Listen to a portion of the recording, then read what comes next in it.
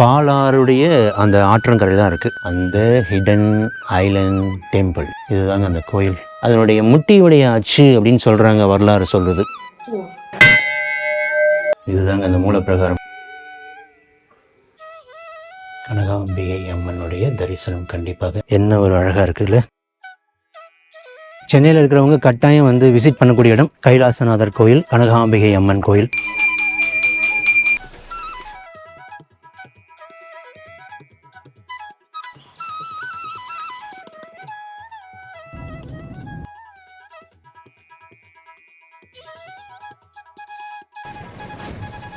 Chennai to Pandi போகிற வழி இந்த வழியில் தான். உள்ளுக்குள்ளே நீங்கள் மேப் போட்டாலே தெரியும், உள்ளுக்குள்ளே வந்து வழி இருக்கும். பட் இதை மிஸ் பண்ணிடுவீங்க சம்டைம்ஸு. நீங்கள் மேப் போட்டால் கரெக்டாக வந்து வழி காட்டும், நீங்கள் வந்து அது வழியே உள்ளே போய்க்கலாம். இதுதான் அதனுடைய வழி, அதனுடைய டீட்டெயில்ஸ் இருக்குன்னு வச்சுங்களேன். அருள்மிகு ஸ்ரீ கனகாம்பிகை உடனாய ஸ்ரீ கைலாசநாதர் ஆலயம் அப்படின்னு போட்டிருக்கு. அவங்க ஃபோன் நம்பர் இங்கே இருக்குது, அதை நீங்கள் வேணால் பார்த்துக்கலாம். இங்கே மெயின் ஈஸியாக இருந்து ஒரு 2.5 கிலோமீட்டர்ஸ் வந்து உள்ளே போகணும். மார்னிங் வந்து ஒரு 8:30 to 11 o'clock, அண்ட் ஈவினிங் வந்து 4:30 to 7 இருக்குது. Hello everyone, hope you all having an amazing day. இன்னைக்கு நம்ம வந்து சென்னை ஈசிஆரில் கல்பாக்கத்தில் இருக்கக்கூடிய ஒரு hidden island temple, Shri Kailasanathar temple சொல்கிறாங்க, ஐலண்ட் டெம்பிள் சொல்லுவாங்க, தீவு கோயில். அதுதான் போயிட்டு இருக்கிறோம். ஸோ ஈசிஆர்ல இருந்து ஒரு ரைட் எடுக்கணும். நீங்கள் மேப் போட்டாலே கரெக்டாக தெரியும். பாண்டிச்சேரி போகிறதுக்கு முன்னாடி வந்து ரைட் எடுக்கணும் இங்கே. ஸோ அதில் உள்ளே போயிட்டு இருக்கிறோம். இந்த தீவு கோயில்னு சொல்லக்கூடிய ஐலண்ட் டெம்பிள் வந்து பாலாறுடைய ஆற்றங்கரையில் தான் இருக்குது. ஸோ அதை நோக்கி தான் வந்து பயணப்படுறோம். ரொம்ப ஒரு ஹிடன் டெம்பிள் மாதிரி தான். நிறைய பேருக்கு வந்து இது தெரியாது. கண்டிப்பாக one of the must visit temple or places இந்த ஈசிஆர் அப்படின்னு சொல்ல போனால் இந்த டெம்பிள். நாங்கள் இப்போ தான் ஃபர்ஸ்ட் டைம் வந்து இந்த டெம்பிளுக்கு வந்து வரோம். அது கிராமத்துக்குள்ளே தான் போகுது ரோடு. நிறையா வாட்டர்மெலன் தோட்டங்கள் நிறைய இருக்கு. போகிற வழி வந்து கொஞ்சம் குறுகலாக தான் இருக்குது. பட் ஸ்டில் ஒரு கார் தாராளமாக போகலாம். 2 வண்டி வந்துச்சுன்னா கொஞ்சம் பார்த்து மெதுவாக போகிற மாதிரி இருக்கும். மற்றபடி ரோடு இப்போதைக்கு வந்து நல்லா தான் போட்டிருக்கிறாங்க. பாருங்க, இந்த கைலாசநாதர் கோயில் இப்படி இருக்குது.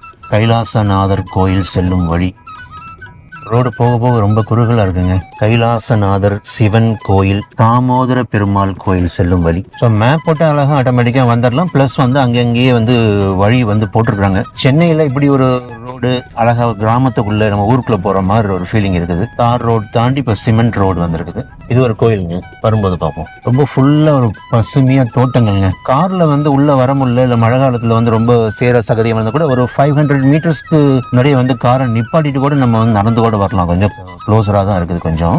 பட் சூப்பராக இருக்குங்க. பாருங்க, ஒரே வயல்வெளி, ரொம்ப அழகாக இருக்குது, சூப்பராக இருக்குது கிராமத்துக்குள்ள. சென்னையில் எப்படி ஒரு இடம்னா அது கோயில் சொல்ல வேண்டியதே இல்லை. கண்டிப்பாக மிஸ் பண்ணக்கூடாத ஒரு இடம்னு சொல்லுவேன். கண்டிப்பாக அந்த ஹிடன் ஐலண்ட் டெம்பிளுக்கு வந்தாச்சுங்க. கார் பார்க்கிங் ஃபெசிலிட்டி இங்கே இருக்குது. ஸோ கொஞ்சம் ஓப்பன் ஸ்பேஸ். அதுக்கு மார்னிங் வந்து கூட்டம் வந்து ரொம்ப குறைவாக தான் இருக்குது. ஒன்றுமே இல்லை பெருசாக. ஒன்று கூட்டம் இல்லை, ஒரு 3-4 கார் நிற்கிது. ரொம்ப வித்தியாசமாக இருக்குது பார்க்கறதுக்கு. பல்லவர் காலத்து கோயில். இங்கே பாருங்களேன், இது பிரிட்ஜ் பாலாறு சொல்கிறாங்க. பட் கலங்கலாக இருக்கிற மாதிரி தெரியுது. பாலாறு இந்த பக்கம், இந்த பக்கமும் வந்து பாலாறு, நடுவில் வந்து பிரிட்ஜ். பாலாறுடைய அந்த ஆற்றங்கரை தான் இருக்குது. இது ஏன் வந்து ஒரு ஐலண்ட் டெம்பிள் அப்படின்னு சொல்கிறாங்கன்னா, சம்டைம்ஸ் வந்து நிறைய தண்ணி வந்திருக்கும் போது, வெள்ளக்காடாக இருக்கும்போது என்ன ஆகும் அப்படின்னா, ஈவன் இந்த பிரிட்ஜ் இருக்குது பார்த்தீங்களா, இந்த பிரிட்ஜ் கூட ஆல்மோஸ்ட் வந்து மூழ்கிடுமா. கிட்டத்தட்ட வந்து ஐசோலேட்டடாக அந்த கோயில் இருக்குன்னு சொல்கிறாங்க, ஒரு கிட்டத்தட்ட ஐலண்ட் மாதிரி. அதனால தான் இதை வந்து ஐலண்ட் டெம்பிள் அப்படின்னு சொல்கிறாங்க. பல்லவர் காலத்தில் உருவாக்கப்பட்ட ரொம்ப ஆதி காலத்து சிவன் கோயில், கைலாசநாதர் கோயில். இதுதான் அந்த கோயில். பாருங்க எவ்வளோ சூப்பராக இருக்குது. ரொம்ப அழுக்காக தான் இருக்குது தண்ணி. குழந்தைங்க பார்த்து கொஞ்சம் சேஃபாக போகணும். சைடெல்லாம் சேஃப்டி இருக்குது, பிரச்சனை இல்லை. தண்ணி நிறையா இருக்கும்போது இன்னும் ரொம்ப ஜெகஜோதியாக இருக்கும் நினைக்கிறேன். சூப்பராக இருக்கும். பட் இப்போதைக்கு தெரியுது தண்ணி கொஞ்சம் குறைவாக தான் இருக்குது. இதுதாங்க அந்த கோயிலுடைய சுற்றுப்புறம். எதிங்க அதுதான் வந்து ஈசிஆர் பாண்டிலாம் போகிற வழி வந்து இந்த வழி. கொஞ்சம் உள்ளே வரணும். ஒரு 2.5 கிலோமீட்டர்ஸ் வந்து ஈசிஆர்லேருந்து வந்து உள்ளே வரணும். சென்னைக்கு ரொம்ப அருகாமையில் எவ்வளோ ஒரு அழகான ஒரு இடம் பாருங்கள். ஃபேன்டாஸ்டிக்காக இருக்குது. இதுதான் வந்து அந்த கோயில். ஏதோ தண்ணி வருதுன்னு தெரியல, ஒரு ஏதோ சத்தம் கேட்குது தண்ணிங்க. இதுதான் அந்த hidden island temple, Kailasanathar temple. சூப்பராக இருக்குது பாருங்க. இல்லை என்ன ஒரு வியூ. ஓ வாவ், ஃபேன்டாஸ்டிக்காக இருக்குது. கைலாசநாதர் கனகாம்பிகை சிவ அனுகிரக ஆஞ்சநேயர் புதுசாக வந்து விரைவில் இங்கே அமைக்கிறாங்கன்னு போட்டிருக்குங்க. ஓகே, 8 o'clock தான் வந்து ஓப்பன் பண்ணுவாங்க அப்படின்னு சொல்லியிருக்காங்க. நாங்கள் ஒரு 8:15 அரௌண்ட் வந்தாச்சு. ரொம்ப சூப்பராக இருக்குது, ரொம்ப அமைதியாக. பிடிச்ச ஒரு விஷயம், அன்பே சிவம், லவ் இஸ் காட். சூப்பராக இருக்குது. ஃபஸ்ட்டு என்ட்ரியிலே வந்து அமர்க்களமாக பிள்ளையார் காட்சி தருகிறார்.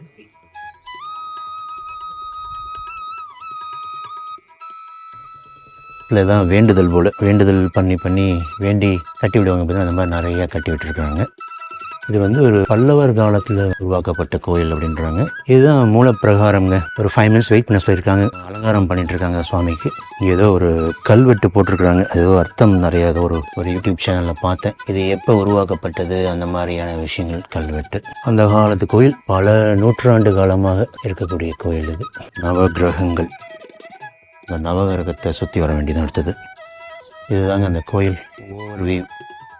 காம்பவுண்ட் வாலை சுற்றிலும் பார்த்தீங்கன்னா ஐ திங்க் இங்கே மட்டும்தான் இப்போதைக்கு வந்து தண்ணீர் போகுது. அங்கே கூட தண்ணி கொஞ்சம் பார்க்க முடியுது. ஸோ இது ஃபுல்லாக ஆறு தான். நல்ல ஒரு மழை காலமாக இருந்துச்சு அப்படின்னா கண்டிப்பாக சுற்றிலும் ஃபுல்லாக தண்ணீராக தான் இருக்கும். இது இந்த கோயிலை சூழ்ந்து ஃபுல்லாகவே ஒரு வெள்ளக்காடாக தான் இருக்கும் நினைக்கிறேன். அதனால தான் இது தீவு கோயில் அப்படின்னு வந்து சொல்கிறாங்க. இதுதான் பிரிட்ஜ். ஆக்சுவலி இன்னும் அலங்காரம் நடந்துட்டு இருக்குன்னு சொன்னாங்க. ஸோ அதனால் அந்த மீன் டைம் இந்த கோயிலை சுற்றி பார்க்கலாமே அப்படின்ட்டு போயிட்டுருக்கோம். ஸோ இது வந்து கோயில் சுற்றி வரக்கூடிய வழிங்க. அதில் ஒரு சின்ன ஒரு படிக்கட்டு போட்டு மேலே வந்து இந்த பக்கம் ஃபுல்லாக மரங்கள். இங்கே வந்து ஒரு ஹால் மாதிரி இருக்கு. ஆக்சுவலி இது ஏதோ ஒரு வரலாறு ஒன்று சொல்லுவாங்க. ஆக்சுவலி பக்கத்தில் ஒரு கோயில் இருக்குது. அதில் வந்து சிவன் பார்வதி 2 பேர் விளையாண்டுட்டு இருந்தாங்களாம். கண்ணாமூச்சி ஆட்டம் வந்து சிவன் விளையாண்டாராம். அப்போ வந்து இந்த கோயிலில் வந்து ஒளிஞ்சிட்டாராம். அப்போ பார்வதி இந்த பக்கம் வந்து தேடி வந்து வரும்பொழுது வந்து முட்டி போட்டே வந்து நடந்து வந்தாங்க. ஸோ அதனுடைய முட்டியுடைய அடையாளங்கள் கூட இருக்கிறதா வந்து வரலாறு சொல்கிறாங்கன்னு வச்சுங்களேன். பல்லவர் காலத்தில் உருவாக்கப்பட்ட கோயில். அதில் பலருடைய கல்வெட்டு ஒன்று தான் இருக்குது. ஆனால் நம்ம ஆட்கள் பண்ண கல்வெட்டு அங்கே பாருங்களேன். இங்கே பாருங்க, கோயிலில் கூட வந்தாங்க இப்படிலாம் பண்ணுவாங்க. ஒரு தராதரம் வேணாமா சொல்லுங்க பார்க்கலாம். கண்டதை இங்கே வந்து எழுதி வச்சுக்கிறது. உங்கள் அன்பை வந்து வேற எங்கேயாவது காட்டுங்க. இதை போய் கோயில் செவத்துல தான் காட்டணும்னு என்ன இருக்குது? ஆக்சுவலி நீங்கள் இந்த மாதிரி பண்ணாமல் இருந்தாலே வந்து சாமியோடைய தரிசனம் உங்களுக்கு கிடைக்கும். கண்டிப்பாக தயவு செஞ்சு இந்த மாதிரிலாம் பண்ணாதீங்க. இது வந்து ஒரு பழங்காலத்து கோயில். சொல்ல போனால் இது இப்போ உருவாக்கப்பட்டதில்லை, பழங்காலத்து கோயில். அந்த பழங்காலத்து கோயிலில் வந்து இப்படி போய் எழுதி வச்சிருக்கிறாங்கன்னா என்ன சொல்கிறது இவங்களை சொல்லுங்க பார்க்கலாம். சுய அறிவுன்னு ஒன்று வேணும். ஆக்சுவலி இந்த மாதிரிலாம் வந்து பண்ணுறதை முதல்ல தவிர்த்துக்குங்க தயவு செஞ்சு. இங்கே பாருங்கள், கடவுள் நம்பிக்கை உள்ளவங்க கண்டிப்பாக எங்கேயும் வந்து முதல்ல எழுதுவாங்களா? கடவுள் மன்னிப்பாரா? இதெல்லாம் பண்ணாதீங்க. அந்த காலத்தில் நம்ம ஒரு அடையாளமாக இருக்கிறது, நம்மளுடைய வரலாற்றுக்கு அடையாளமாக இருக்கக்கூடிய ஒரு கோயில். இது பண்ண வேண்டாம், தவிர்த்துக்குங்க. இதுதான் ஆக்சுவலி சொல்கிறாங்க. அந்த ஒரு சிவனை தேடி வந்து கண்ணாமூச்சி ஆட்டம் மாதிரி விளையாண்டு இருக்கும்போது கனகாம்பிகை அம்மாள் வந்து தேடும்போது அதனுடைய முட்டியுடைய அச்சு அப்படின்னு சொல்கிறாங்க, வரலாறு சொல்கிறது. உண்மை ஆராய்ச்சி அதுக்கு நான் போக விரும்பல. பட் இதனுடைய விஷயம். அதனால தான் இதில் வந்து ஒரு ஸ்பெஷலாக வந்து போட்டு வச்சுருக்காங்க. அண்ட் மேற்கொண்டு அந்த காலத்தில் வந்து போர் வீரர்கள் வந்து ஆயுதங்கள் கூட இங்கே வச்சு ஏதாவது கூர்மை தீட்டுறது அந்த மாதிரி விஷயங்கள் கூட பண்ணுறதா இன்னொரு கருத்து வந்து சொல்கிறாங்க. இதுதான் வந்து அந்த அச்சு. கல்லை மட்டும் கண்டால் கடவுள் தெரியாதுன்னு சொல்லுவாங்களே, அந்த மாதிரி தான். கடவுளை பார்க்குறவங்களுக்கு கடவுள், கல்லை பார்க்குறவங்களுக்கு கல். புராண வரலாறு நம்புவோமாக. பட் இதெல்லாம் கண்டிப்பாக ஒரு அடையாளம். ஏதோ ஒரு விஷயம் இல்லாமல் இது உருவாக இருக்கிற வாய்ப்புகள் கிடையாது.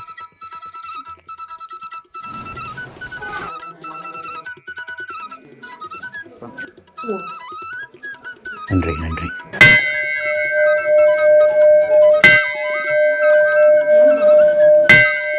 ஸோ பூஜை நல்லபடியாக முடிஞ்சதுங்க. சூப்பராக முடிஞ்சிச்சு. இதுதான் வந்து அந்த மூலப்பிரகாரம். சிவன் கண்டிப்பாக பார்த்து தரிசிக்க வேண்டிய ஒரு கோயில்.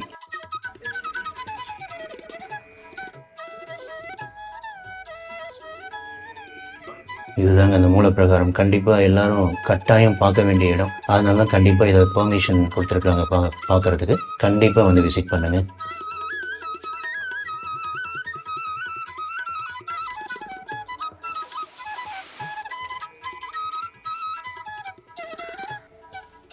இதுதான் அருள்மிகு கனகாம்பிகை அம்மன் சந்நிதி. பூஜை அலங்காரங்கள் எல்லாம் முடிச்சு ரொம்ப பிரம்மாண்டமாக ரொம்ப அழகாக சூப்பராக இருக்காங்க. ரொம்ப அழகான தரிசனம்.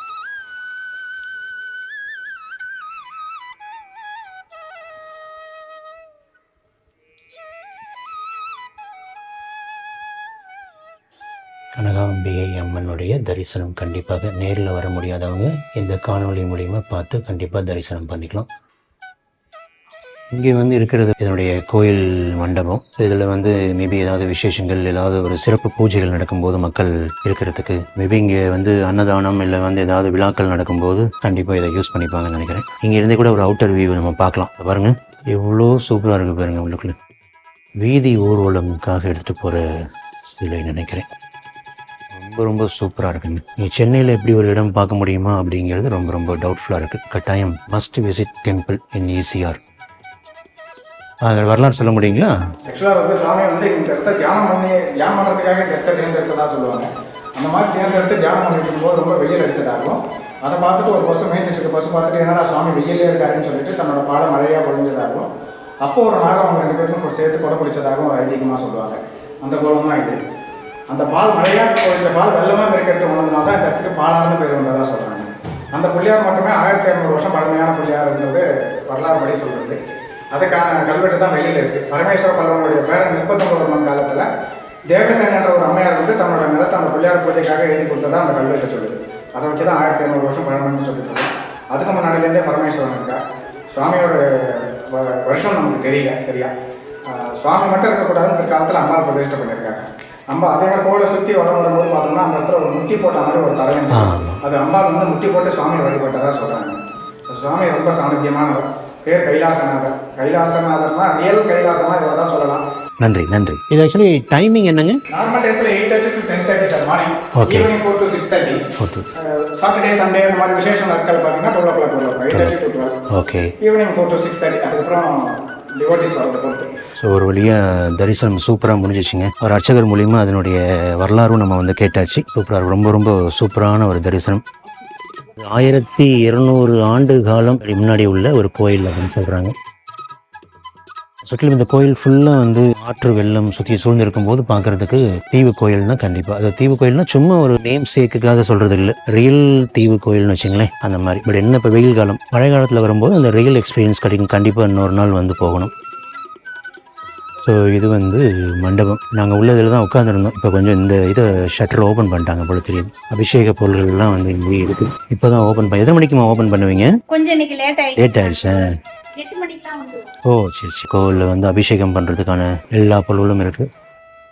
சூப்பருங்க. சென்னைக்கு பக்கத்துலேயே வந்து ஈசிஆரில் வந்து ஒரு கிட்டத்தட்ட சென்னையிலேருந்து ஒரு 65-70 கிலோமீட்டர்ஸ், ஒரு 1.5 ஹவர்ஸ்னு வச்சுங்களேன் ஆவரேஜாக கல்பாக்கம்ல அமைஞ்சிருக்குது. ஸோ இந்த இடம் ஸோ கண்டிப்பாக மிஸ் பண்ணாமல் கட்டாயம் நீங்கள் வந்து பார்க்கலாம், நிச்சயமாக பார்க்கலாம்.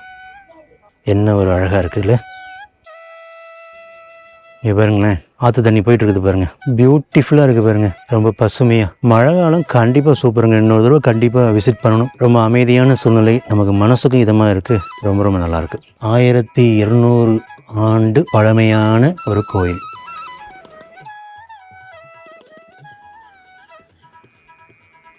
சுற்றிலும் வந்து எப்படி இருக்குது பாருங்க, ஃபேன்டாஸ்டிக்காக இருக்குங்க. வாவ். இப்போயே கிட்டத்தட்ட பிரிட்ஜ் ஆல்மோஸ்ட் 50% வந்து க்ளோஸ் ஆகிருக்கானு தெரியலைங்க. மேலே தண்ணி நல்லாவே தான் இருக்குது ஆக்சுவலி.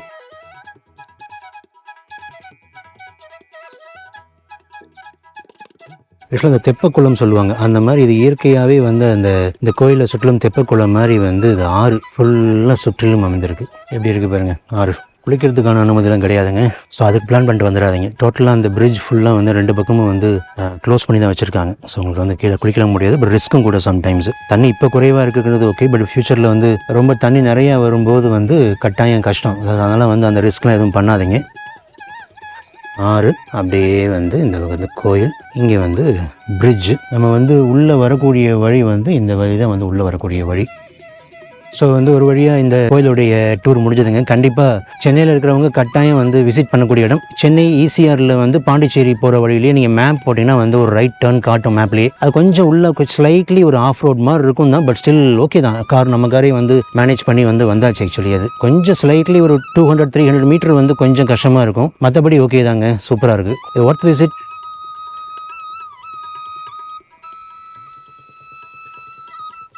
இதுதான் அந்த 360 degree view of hidden island temple in ECR Chennai. இந்த கோயிலுக்கு போகக்கூடிய வழி பாருங்களேன் எப்படி இருக்குன்னு பாருங்கள். ரொம்ப ஒரு பச்சை பசுமையாக ஃபுல்லாக கிராமத்துக்கு நடுவில் ஆற்றங்கரை ஓரத்தில் ஒரு தீவு கோயில், சென்னைக்கு அருகில். வாவ், இதெல்லாம் எங்கேயும் கிடைக்காதுங்க. கண்டிப்பாக வந்து மறக்காமல் விசிட் பண்ணக்கூடிய இடம். மிஸ் பண்ணாமல் பாருங்கள். தாமோதர பெருமாள் கோயில் செல்லும் வழி. அது வர வழியிலேயே அவர் போகிற வழியிலேயே வந்து இன்னொரு கோயில் இருக்குங்க. இன்னொரு கோயில், நல்லா ஒரு பெரிய கோயில் ஒன்று இருக்குது. கண்டிப்பாக இதையும் வந்து மறக்காமல் விசிட் பண்ணிட்டு போயிடலாம் நீங்கள். ஐயா இது என்ன கோயிலுங்க? பெருமாள். ஓ சாரி, பெருமாள் கோயில். Okay okay okay. அங்கே பார்த்தது சிவன் கோயில், பட் இங்கே இருக்கிறது பெருமாள் கோயிலுங்க. நல்லா பெரிய கோயில், ரொம்ப அழகாக இருக்குது. இது ரொம்ப சுற்றிலும் நல்ல பசுமையான மரங்களுக்கு நடுவில் ரொம்ப அழகாக இருக்குது. கண்டிப்பாக இதையும் வந்து மறக்காமல் மிஸ் பண்ணாமல் வந்து பார்த்துக்கலாம். அது இப்போ கோயில் நடை சாத்திட்டாங்கன்னு நினைக்கிறேன். ஐயா வந்து க்ளோஸ் பண்ணிட்டாரு, எங்களுக்காக வந்து திரும்பவும் வந்து திறந்து காமிக்க வந்திருக்காரு. அவருக்கு ஒரு நன்றி. இது வந்து பெருமாள் கோயில். பெருமாள் சிவன் 2 பேர்த்தையுமே வந்து ஒரே சமயத்தில் தரிசனம் பண்ணிட்டு போயிடலாம்.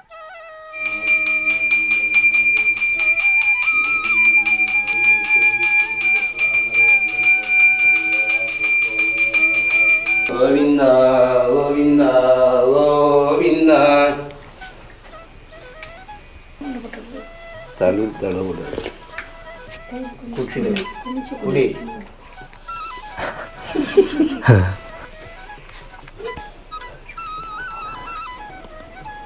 நன்றி ஐயா, எங்களுக்காக திறந்துள்ளது ரொம்ப நன்றி.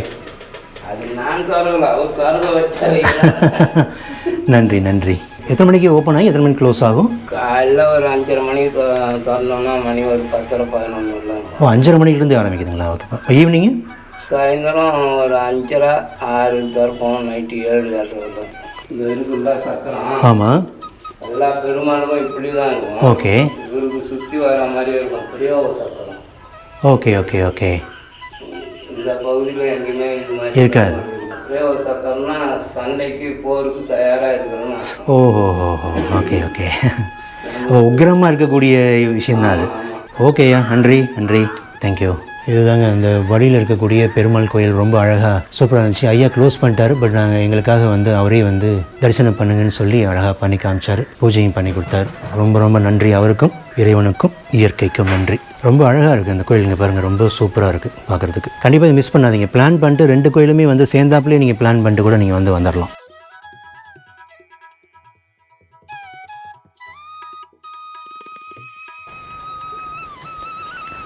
இந்திய தெய்வங்களுடைய மெயின் அடையாளமே சிவன், விஷ்ணு. 2மே வந்து சேர்ந்தாப்புல ஒரே நாள்லேயே வந்து நீங்கள் வந்து தரிசனம் பண்ணிட்டு சந்தோஷமாக செல்லலாம்.